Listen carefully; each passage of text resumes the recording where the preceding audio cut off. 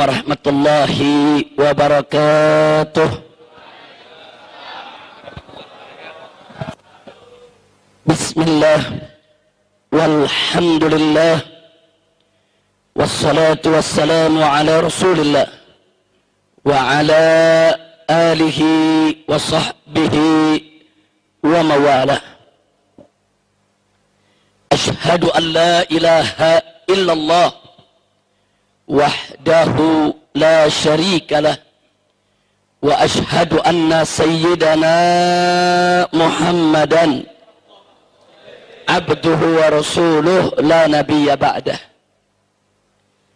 Siyadatul habaib asy-syurafa wa sa'adatul ulama'il fudala wa jami'il hadirin al-ahibba'il a'izza rahimakumullah.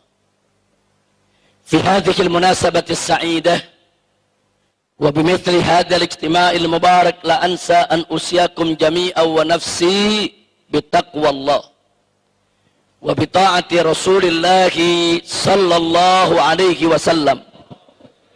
فنسأل الله سبحانه وتعالى أن يهدينا إلى صراطه المستقيم ويجعلنا من المتقين ويدخلنا جنته جنة النعيم بحق سيد المرسلين والحمد لله رب العالمين. تقبل الله منا ومنكم فتقبل يا كريم.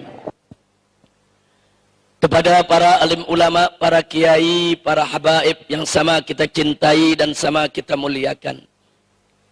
Wabil khusus orang tua kita semua, guru besar kita bersama, yaitu Syekhuna al-Muhtaram al-Mukarram Kiai Haji Hasim Muzadi hafidhahullahu ta'ala wa ra'ah famatanallahu bituli hayatih wa nafa'ana bi'ulumih fid dini wad dunya wal akhirah, amin ya rabbal alamin. Alhamdulillah beliau sudah hadir bersama kita. Beliau sedang menunggu di rumah guru kita, orang tua kita Al-Muhtaram Al-Mukarram Kiai Haji Muhyiddin hafidhahullahu ta'ala wa ra'ah famatanallahu bituli hayatih wa nafa'ana bi'ulumih fid dini wad dunya wal akhirah, amin ya rabbal alamin. Nah, begitu juga kepada guru-guru kita yang lainnya, para kiai yang lainnya yang tidak saya sebutkan satu persatu nama-nama beliau, tapi tidak mengurangi rasa cinta, rasa ihtiram kita kepada mereka. Mudah-mudahan para kiai, para ulama kita senantiasa mendapatkan kekuatan istiqamah di jalan Allah, diberkahi setiap langkah perjuangan dakwahnya, dan diberikan kemenangan dari dunia hingga akhiratnya, amin ya rabbal alamin. Ahibail kiram, sebelum saya menyampaikan apa yang sepatutnya disampaikan pada kesempatan yang berbahagia ini dan di tempat yang penuh keberkahan ini, ayo bersama-sama terlebih dahulu kita baca suratul Fatihah yang kita niatkan untuk sahibul haul, itu ayahanda yang tercinta almarhum Kiai Haji Ilyas Yahya Ishak Yahya dan almarhumah istrinya, yaitu orang tua daripada guru kita, daripada ustadz kita yang pada malam hari ini kita peringati haulnya. Kita doakan ala Allah subhanahu wa ta'ala an yataqasyahuma birahmati wal maghfirah wa an yataqabbala minhuma jami'al salihatihima wa tajawaz anhuma jami'as sayyiatihima wa an yaj'alahuma min ahlil khair wa yajma'huma fi ma'a jami'i ahlil khair wa yab'atsuma fi zumrati ahlil khair wa an yunzila alaihima fi qabrihima kulla khair bihaqqi imami ahlil khair wa ila hadratin nabi sayyidil mursalin sallallahu alaihi wasallam bisirril Fatihah.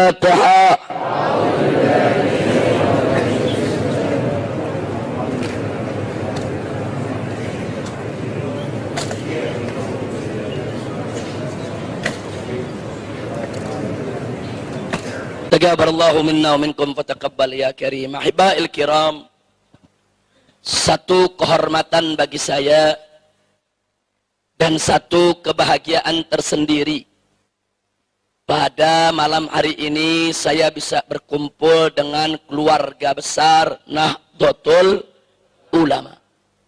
Nahdlatul Ulama merupakan rumah besar Ahlus Sunnah wal Jamaah.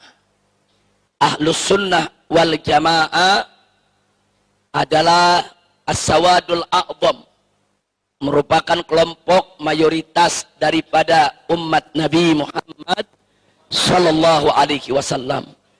Harapan kita ke depan dan seterusnya sampai hari kiamat nanti sekalipun, semoga Nahdlatul Ulama tetap menjadi rumah besar Ahlus Sunnah wal Jamaah.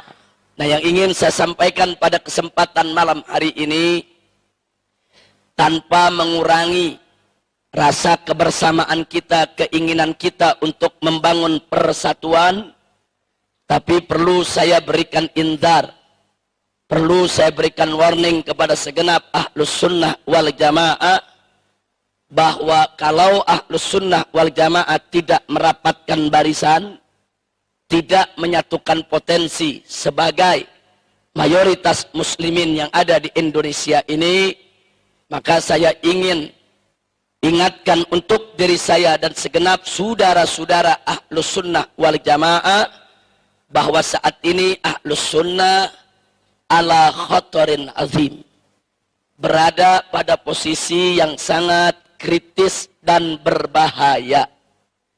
Apalagi di sekitar kita sekarang ini muncul kelompok-kelompok yang memang begitu mudah menyesatkan sesama muslim, mengkafirkan sesama muslim, dan Ahlus Sunnah pun tidak luput daripada takfir mereka, saudara. Dan satu hal yang perlu diwaspadai, bahwa akidah Asy'ariyah sebagai akidah inti daripada Ahlus Sunnah wal Jamaah di samping Al-Maturidiyah, saudara, ini merupakan akidah mayoritas umat Islam di Indonesia. Tapi menariknya, belakangan ini mulai muncul buku-buku yang dicetak secara bebas, dijual secara merajalela, hampir ada di setiap toko buku, yang isinya secara eksplisit terang-terangan menyatakan bahwa Al-Asy'ari sesat menyesatkan. Kalau buku-buku ini beredar di Arab Saudi, saya nggak kaget. Kalau buku-buku semacam ini beredar bukan di negerinya Asy'ari, saya tidak kaget. Buku ini diketak, terbit, diperjualbelikan, disebarluaskan di depan mata jutaan kaum Asy'ariyah, saudara.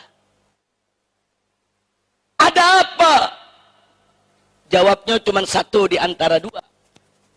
Ima yang menerbitkannya nekat, atau mungkin gila, saudara.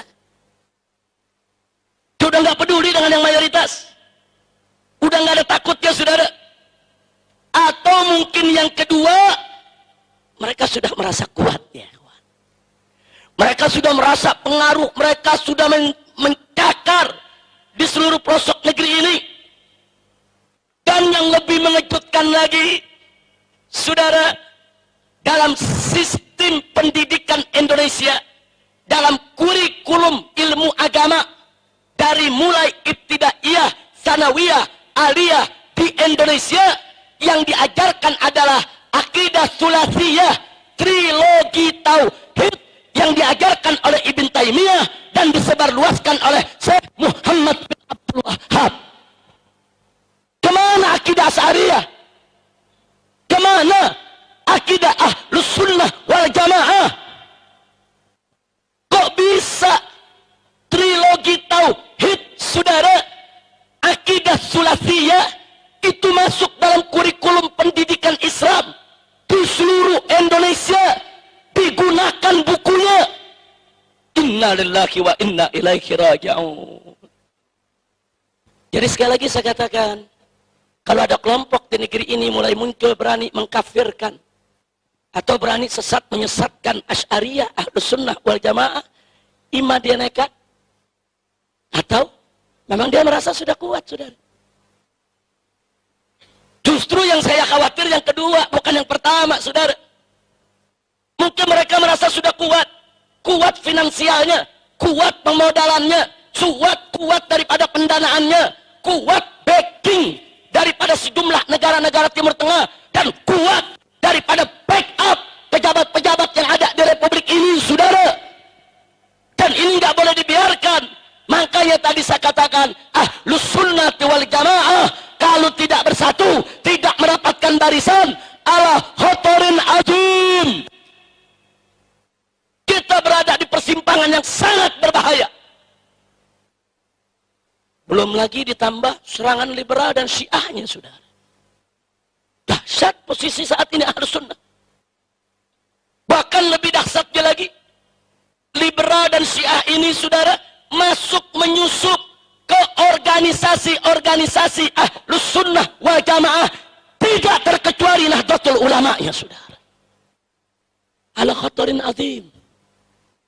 Makanya tadi saya katakan, kita harus berjuang, berdoa agar Nahdlatul Ulama sampai hari kiamat tidak bisa tidak, harga mati harus tetap menjadi rumah besar Ahlus Sunnah wal Jamaah. Saudara, Ahlus Sunnah wal Jamaah, Ahlul Iqtidal, Ahlut Tawassut, Ahlut Tawazun.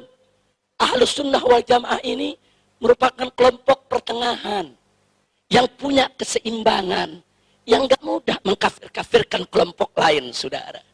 Ya, kita tidak mau NU diliberalkan.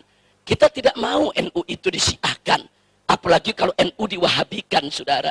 Dan kita juga tidak mau kalau NU harus memusuhi Syiah dan Wahabi. Itu bukan watak NU, saudara. Memusuhi, apalagi mengganggu madhab-madhab di luar Ahlus Sunnah wal Jamaah. Tapi NU tidak boleh diam manakala Asy'ariyah digerogoti, Asy'ariyah dihabisi, manakala Asy'ariyah dikafir-kafirkan. Insya Allah.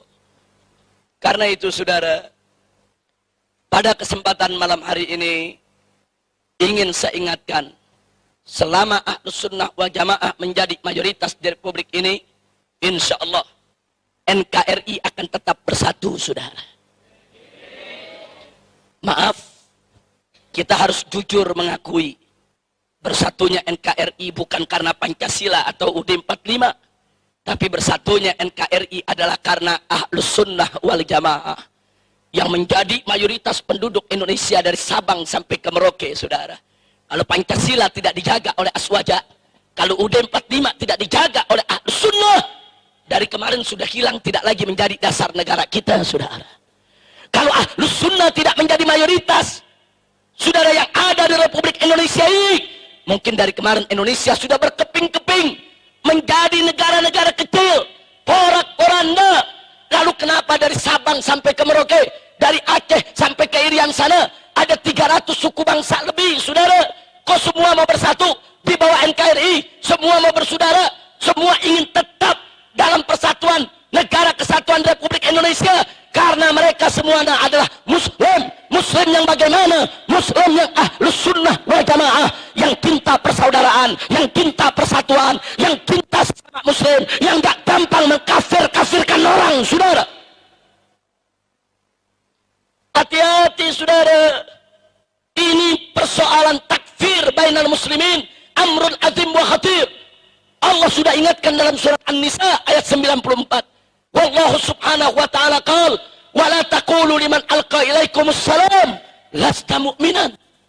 Jangan sekali-kali, kata Allah, hai orang yang beriman, kau katakan kepada orang yang memberikan salam kepadamu, artinya sudah menunjukkan identitas Islam, sudah menunjukkan syiar Islam. Enggak boleh kita katakan kepada dia lasta mu'minan, kamu bukan orang mukmin, kamu bukan orang Islam, kamu kafir, kamu musyrik. Haram. Ini prinsip Ahlus Sunnah wal Jamaah, saudara. Kecuali kufrun bawah, kecuali kufrun sharih, kecuali kekafiran yang nyata. Seperti apa kekafiran yang nyata, saudara? Meyakini Allah beranak, atau Allah diperanakan, atau meyakini ada nabi baru setelah Nabi Muhammad SAW. Tapi, saudara, kalau dalam persoalan-persoalan furu, Baik itu furu'ul akidah, apalagi furu'ul syariah, saudara.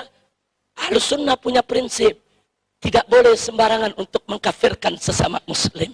Maka itu Al-Imam Abul Hasan Al-Ash'ari radhiyallahu ta'ala anhu, sebagaimana diriwayatkan oleh Adz-Dzahabi dalam kitab Siyar A'lamin Nubala, bagaimana beliau berpesan kepada para muridnya sebelum wafatnya.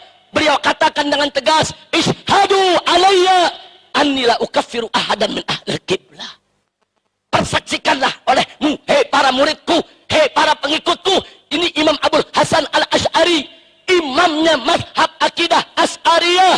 Beliau katakan, persaksikanlah atas diriku, sesungguhnya aku tidak mengkafirkan seorang muslim pun daripada ahlul kiblat, saudara. Subhanallah.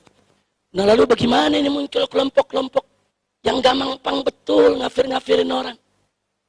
Ada Syiah yang ekstrim, berkafir-kafirkan sahabat Nabi. Ada Wahabi yang ekstrim, berkafir-kafirkan ibu bapak Nabi, saudara. Saudara, ini negeri Ahlus Sunnah wal Jamaah. Dari kecil kita diajarkan oleh orang-orang tua kita bagaimana menghormati ibu bapak Nabi dan bagaimana mencintai para sahabat Nabi. Sampai setiap sholat Jumat, saudara, bagaimana khutbah Jum'ah min Ahlus Sunnah wal Jamaah selalu dan selalu mengajak umat untuk apa? Untuk taraddi alal khulafa'ir rasidin. Wardallahu ma'anil khulafa'ir rasidin. Sadatina Abi Bakr wa Umar wa Utsman wa Ali radhiyallahu ta'ala anhum.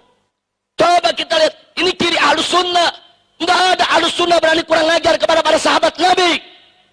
Dan dari dulu, saudara, Ahlus Sunnah wal Jamaah diajarkan untuk hormat kepada keluarga Nabi, kepada ibu Nabi, bapak Nabi, anak keturunan Nabi. Dan sekarang muncul dai-dai Wahabi berani teriak di atas mimbar, saudara-saudara, walaupun keluarga Nabi kalau tidak dapat hidayah tetap masuk neraka. Contohnya adalah ibu dan bapak Nabi. Kenapa dia tidak kasih contoh Abu Lahab, saudara? Saudara-saudara, walaupun kerabat Nabi kalau tidak mendapat hidayah tetap masuk neraka jahanam. Contohnya adalah Abu Lahab. Kan disepakati, saudara. Kenapa memberikan contoh begitu kurang ajar kepada kedua orang tua Nabi? Oh, alasan mereka, kita punya dalil. Jangan kau pikir dalilmu belum dibaca oleh ulama Ahlus Sunnah wal Jamaah. Jangan kau pikir dalilmu belum dikupas, belum dikaji oleh ulama Ahlus Sunnah wal Jamaah. Gak boleh kau sembarangan menerjemahkan dalil hanya dengan modal bisa bahasa Arab. Gak boleh. Baca dulu ayat-ayat Al-Quran yang menjamin kesucian asal-usul Nabi, saudara. Baca dulu hadis-hadis yang lain yang menjamin kesucian kemurnian asal-usul Nabi, saudara. Jadi kalau hadis yang kau pahami dengan pahammu bertentangan dengan ayat-ayat dan hadis-hadis lain yang menjamin kesucian asal-usul Nabi, wajib kau takwilkan supaya tidak bertentangan dengan Al-Quran dan hadis yang lebih kuat. Bukan seenaknya menurut nih, saudara, jenggot baru selembar, bikin celana kekurangan bahan, pakai nyala-nyalain Asy'ariyah, nyala-nyalain Ahlus Sunnah, kutu onta. Maka itu saya mau tanya dulu nih, warga NU nih semua, saya mau tanya nih, siap bersatu tidak? Jawab yang kompak, siap bersatu tidak? Siap berjuang tidak? Siap bela Islam tidak? Takbir. Shallu ala Nabi. Saudara, selama Ahlus Sunnah wal Jamaah menjadi mayoritas di Indonesia, nggak usah khawatir. Madhab-madhab yang lain bisa hidup dengan tenang. Jangankan madhab yang lain, orang kafir pun hidup tenang, saudara. Karena Ahlus Sunnah wal Jamaah, saudara, nggak ada diajarkan untuk mengganggu orang lain. Kalau Ahlus Sunnah tetap menjadi mayoritas di Republik ini, saudara, nggak ada Ahlus Sunnah yang mengganggu Syiah, yang mengganggu Wahabi. Syiah dari dulu udah ada di negeri kita. Wahabi dari dulu udah ada di negeri kita. Nggak, Ahlus Sunnah nggak ganggu. Selama mereka tidak mengganggu Ahlus Sunnah, ya ikhwan. Tapi hati-hati.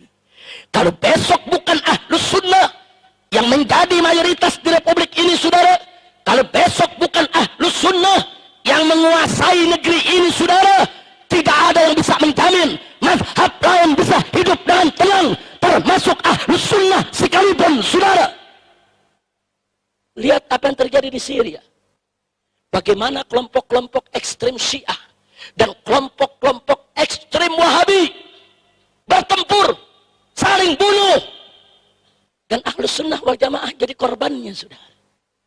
Almarhum wal maghfurullah Syahid Profesor Dr. Muhammad Said Ramadan Al-Buti, saudara. Siapa beliau? Ulama Asy'ari, ulama Syafi'i, umur sudah 85 tahun, saudara. Begitu melihat bangsanya, rakyatnya, anak negerinya bertempur, sedih, dia nangis, dia nasihati pemerintah, jangan bunuh rakyat, dia nasihati rakyat, jangan berontak kepada pemerintah. Kedua belah pihak dinasihati, saudara, diminta duduk bermusyawarah, sebagaimana adat istiadat daripada Ahlus Sunnah wal Jamaah yang selalu menjunjung tinggi musyawarah. Tapi apa yang terjadi, saudara? Menjadi korban fitnah. Yang kelompok Syiah menuduh dia anti Syiah, yang kelompok Wahabi menuduh dia bela Syiah, saudara. Akhirnya dibom majelisnya, dibunuh saat sedang mengajar tafsir Al-Quran. Biadab. Coba lihat, saudara.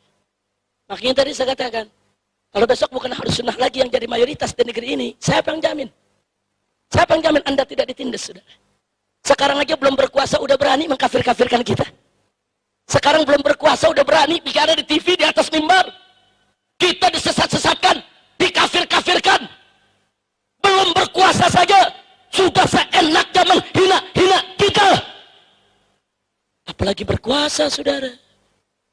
Nah, saya bicara begini, bukan saya memprovokasi Anda untuk memerangi Syiah atau memerangi Wahabi, bukan.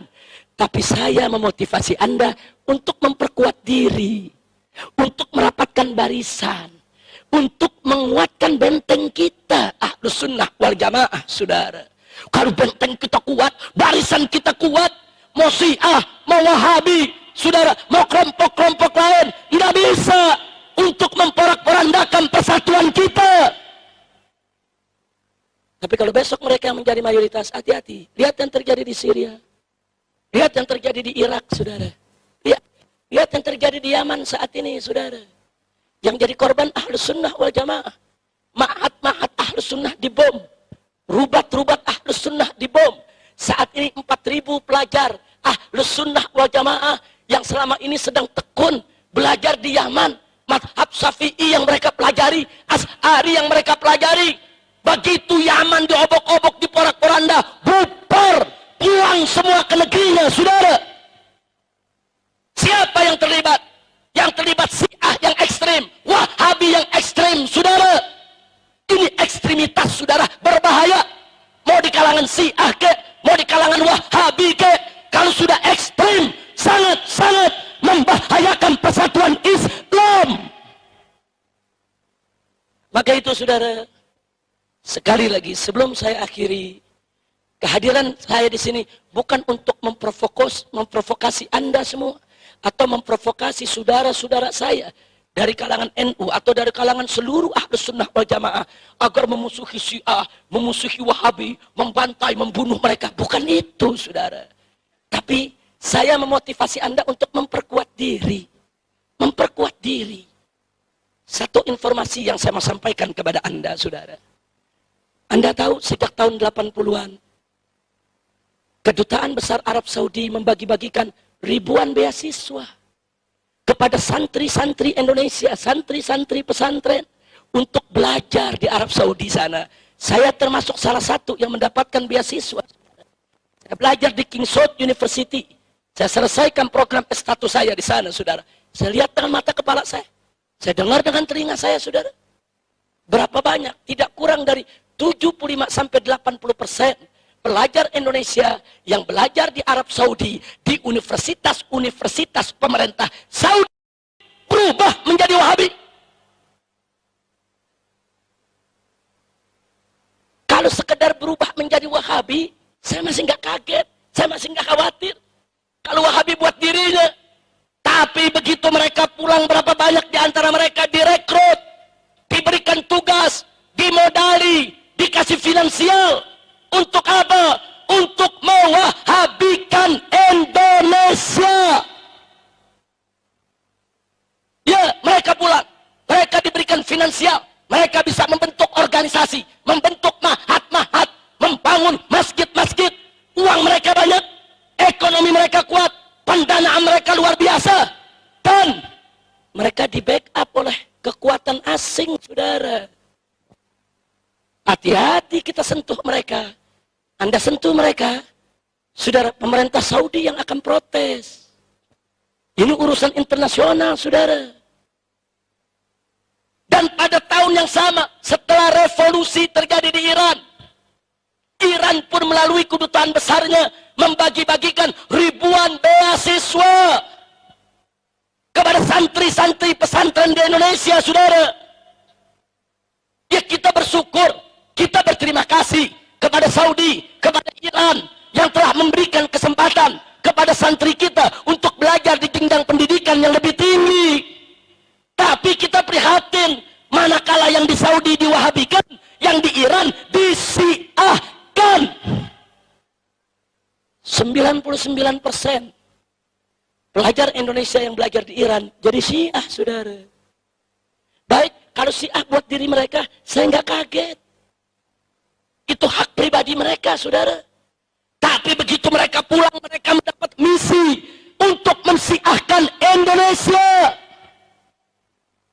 Mereka dibiayai, mereka dimodali, mereka mendapatkan pendanaan.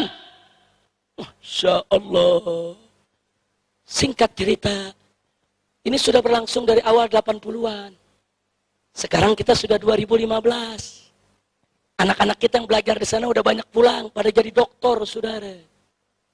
Nah, sekarang pertanyaan saya, apa yang sudah kita siapkan untuk menghadapi mereka?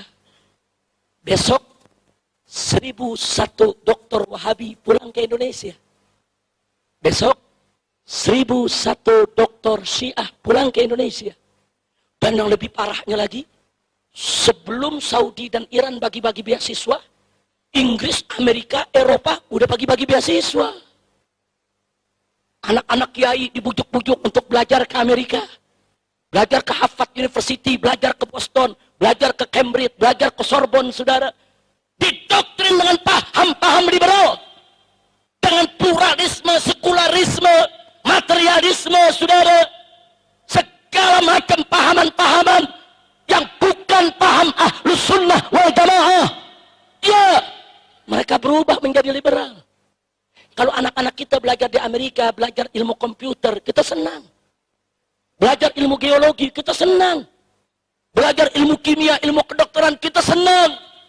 Tapi yang menjadi muskilah adalah anak-anak kita belajar tafsir kepada profesor Yahudi, belajar hadis kepada profesor Nasrani. Inna lillahi wa inna ilaihi raji'un. Saudara, sekali lagi saya ulangi, sebentar lagi 1001 dokter liberal mengepung kita, 1001 dokter Wahabi mengepung kita, 1001 dokter Syiah mengepung kita. Ingat, mereka datang sebagai cendekiawan, sebagai ilmuwan, sebagai doktor. Dan mereka begitu masuk ke Indonesia, mereka masuk ke legislatif, yudikatif, eksekutif. Mereka menjadi penasehat-penasehat menteri, penasehat-penasehat jenderal.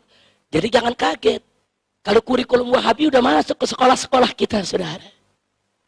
Masuk kurikulum-kurikulum Wahabi ke pesantren-pesantren, saudara, tanpa disadari. Nah, saudara, mereka masuk ke partai, besok ada yang jadi menteri, ada yang jadi pejabat, pengambil kebijakan, dan mereka masuk ke kampus-kampus, mereka menjadi dosen-dosen, menengah ke atas mereka garap, mereka masuk ke kantor-kantor, ke pabrik-pabrik, ke perusahaan-perusahaan, mereka ngajar di semua tempat, saudara. Pertanyaan saya, apa yang sudah kita siapkan untuk mereka? Nggak mungkin dong kita ngadepi mereka dengan pentungan, nggak mungkin dong kita ngadepi mereka dengan otot, nggak mungkin dong kita menghadapi mereka dengan bakar-bakaran. Nggak mungkin dong kita menghadapi mereka dengan main bunuh, saudara. Al-hujjah bil hujjah, al-ilm bil ilm. Ilmu mesti dilawan dengan ilmu. Argumentasi lawan dengan argumentasi. Kalau mereka menantang kita dengan ilmu dan argumentasi, saudara, wajib kita hadapi mereka dengan hal yang sama. Kalau mereka nantang kita dengan otot, nggak berani, saudara. Kalau mereka nantang dengan otot, NU tenang saja, Laskar FPI yang ngadepin. Selesai, saudara. Banser istirahat dulu. Karena dulu tahun 65, Banser yang paling capek perang lawan PKI, saudara. Jadi gantian. Nah sekarang biar FPI yang gebuk liberal. Yang gebuk aliran-aliran sesat. Setuju? Setuju? Kalau mereka nantang pakai otot. Nah kalau mereka nantang pakai ilmu, pakai argumentasi. Nah, karena itu saudara, itulah tadi saya katakan, nggak bisa kita hadapi mereka dengan pentungan, dengan bakar, main bunuh, nggak bisa. Hujjah bil hujjah, an ilm bil ilm. Lawan ilmu dengan ilmu. Kita bangun peradaban dialog, saudara. Kita bangun, ayo peradaban. Bagaimana saling kita bertukar argumentasi. Nah, selama Ahlus Sunnah menjadi mayoritas di negeri ini, insya Allah peradaban dialog akan terbangun, saudara. Selama Ahlus Sunnah menjadi mayoritas di Republik ini, insya Allah, saudara, Ahlus Sunnah selalu siap untuk menghadapi mereka dengan dialog. Tapi kalau besok mereka yang punya kuasa, saudara, hati-hati. Sekarang mereka nggak berani main otot dengan kita karena masih dikit. Tapi kalau besok udah banyak, saudara, hati-hati kalau kita tidak siap. Nah, sekali lagi saya sampaikan ini bukan untuk memprovokasi Anda, untuk mengganggu Wahabi, mengganggu Syiah. Enggak, bukan itu tujuan saya. Tapi tujuan saya adalah, saudara, bagaimana memotivasi Ahlus Sunnah untuk mempersiapkan diri. Mau dialog dengan mereka juga perlu persiapan. Mau dialog dengan mereka juga perlu ilmu. Mau dialog dengan mereka juga perlu argumentasi. Ada anak muda, saking semangatnya jadi aswaja, ngomong sama saya, Habib, besok saya mau berdebat sama Wahabi. Wah, ilmu nggak ada. Besok dia berdebat, minggu depan dia jadi Wahabi. Nah kok bisa begitu? Nah goblok. Nah orang goblok mau berdebat, dari mana pintunya? Betul? Betul? Ada orang semangat cinta kepada Sayyidina Abu Bakar dan Sayyidina Umar radhiyallahu, mau berdebat sama Syiah. Syiah ekstrem dia mau hadapin. Dia berdebat sama Syiah. Minggu depan dia yang caci maki Abu Bakar Umar. Nah kok bisa terjadi? Goblok. Begitu jujur saya tanya, orang goblok kalau berdebat, saudara, bahaya tidak? Bahaya tidak? Orang yang nggak punya ilmu bukan berdebat, belajar. Fas'alu ahla dzikri in kuntum la ta'lamun. Tanya kepada ulama. Tanya, Pak Kiai, ini saya dengar ada majelis mencaci maki Abu Bakar Umar.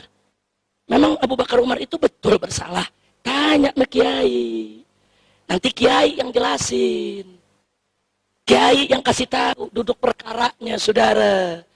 Jangan belum punya ilmu, sok berdebat. Ya, kadal kebon.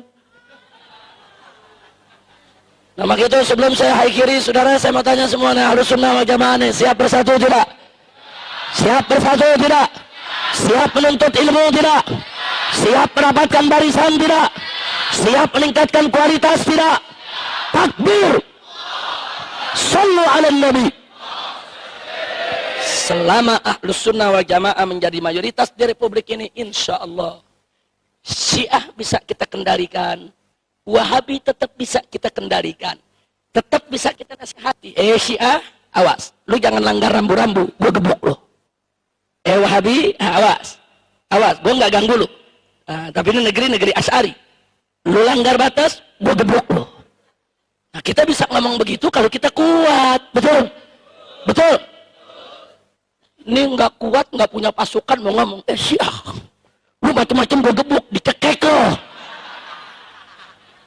Orang bisa ngomong begitu kalau dia udah punya kekuatan, betul? Punya kemampuan, betul? Nah baik, saya mau tanya semua di sini, siap jaga Islam? Siap jaga Aswaja? Siap jaga NU? Takbir! Kalau ada pihak-pihak yang ingin meliberalkan NU, siap lawan tidak? Siap lawan tidak? Kalau ada pihak-pihak yang ingin mensiahkan NU, siap lawan tidak? Siap lawan tidak? Kalau ada pihak-pihak ingin mewahabikan NU, siap lawan tidak? Siap jaga NU? Takbir. Sallu ala Nabi. Nah, tapi jangan mentang-mentang saya ceramah begini, keluar dari sini cari mana Syiah gua mau gebukin, mana Wahabi gua mau gebukin, awas loh. Bukan itu tujuan ceramah kita, bukan itu, nggak boleh. Ahlus Sunnah mesti menunjukkan sikap baiknya terhadap semua mazhab yang ada. Setuju? Setuju? Karena para ulama salaf kita dulu mengajarkan begitu, saudara, saling menghormat. Coba lihat ulama-ulama salaf kita, walaupun mereka berdebat keras dengan Mu'tazilah, tapi nggak ada mereka yang mengkafirkan Mu'tazilah. Walaupun berdebat keras dengan Qadariyah, Jabariyah, Murji'ah, tapi nggak ada mengkafirkan Qadariyah, Jabariyah, Murji'ah. Walaupun berdebat keras dengan Khawarij, Nawasib, Rawafid, kalangan Rafidah, saudara, tapi nggak ada ulama-ulama kita mengkafirkan mereka. Berdebat keras boleh, kita katakan mereka salah jalan silakan, tapi mengkafir-kafirkan jaga dulu. Kalau kita tahu mereka salah jalan, itu kan saudara kita, tunjukin dong ke jalan yang benar, bukan digebukin. Kira-kira jelas tidak? Jelas tidak? Maka itu sekali lagi, siap jaga kedamaian, siap membangun peradaban dialog, takbir. Nah akhirnya saudara, saya memberikan indar juga, cuman hati-hati. Ini Wahabi kadang-kadang kelewatan. Dia bikin jebakan, kalau dia berdebat kalah, kita dibilang Syiah. Begitu tuh saudara tuh. Jadi ini Wahabi saudara, bikin buku yang menyesatkan Asy'ari, saya lawan. Begitu saya lawan habis, saya nggak terima Asy'ari disesatkan, kurang ajar. Anak pitik mau ngafir-ngafirin Asy'ari, iya, cacing pasir.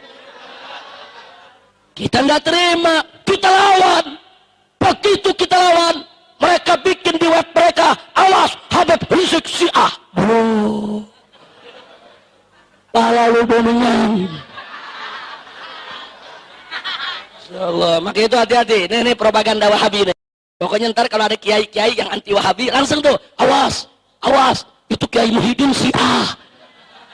Awas, begitu saudara, awas, Ustadz Fauzan Syiah. Kenapa? Mereka nggak bisa lawan dengan argumentasi. Dan jahatnya Wahabi, saudara.